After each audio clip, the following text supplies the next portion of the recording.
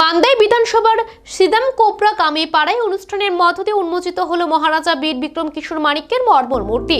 সোসাইটির পক্ষে সঞ্জীব দেববর্মা জানান, দীর্ঘদিন ধরেই তারা মহারাজা বীর বিক্রম কিশোর মানিক্যের স্ট্যাচু স্থাপনের জন্য উদ্যোগী ছিলেন। গ্রামবাসীদের থেকে চাঁদা সংগ্রহ করে প্রথমে স্ট্যাচুর বেশ নির্মাণ করা হয়। পরবর্তীতে টিপিডিসির এমডিসি রুনিয়াল দেববর্মার সহযোগিতায় মর্মর মূর্তিটি নির্মাণ করে দেওয়া হয়। সোসাইটির পক্ষ থেকে জানানো হয়, এমডিসি রুনিয়াল দেববর্মা দায়িত্ব গ্রহণের পর থেকে যে কোনো সামাজিক কাজে সাহায্যের হাত বাড়ালে তিনি কাউকে ফিরিয়ে দেন না। তার এই মনোভাব ও সহযোগিতার জন্য সোসাইটির পক্ষ থেকে তাকে আন্তরিক ধন্যবাদ জ্ঞাপন করা হয়।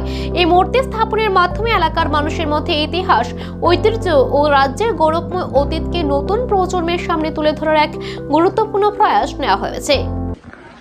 বিভিন্ন জায়গাতে হেল্প করে যাচ্ছে, এই বিষয়টা নিয়ে কি বলতে?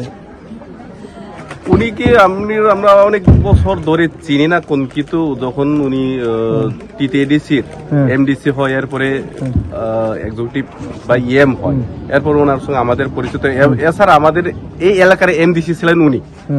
সাথে সাথে ওনার সঙ্গে যখন আমরা এই ব্যাপারে আলোচনা করার সময় উনি সব জায়গাতে আমাদেরকে সাহায্য করার জন্য এগিয়ে আছে।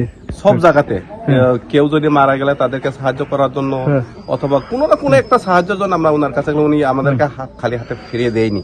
তাই উনিকে অনেক ধন্যবাদ। আপনার নাম? আমার নাম সঞ্জিত দেববর্মা, আমাদের সিদাম কোবরা কামির সিভিল সোসাইটির কনভেনার। অসংখ্য ধন্যবাদ।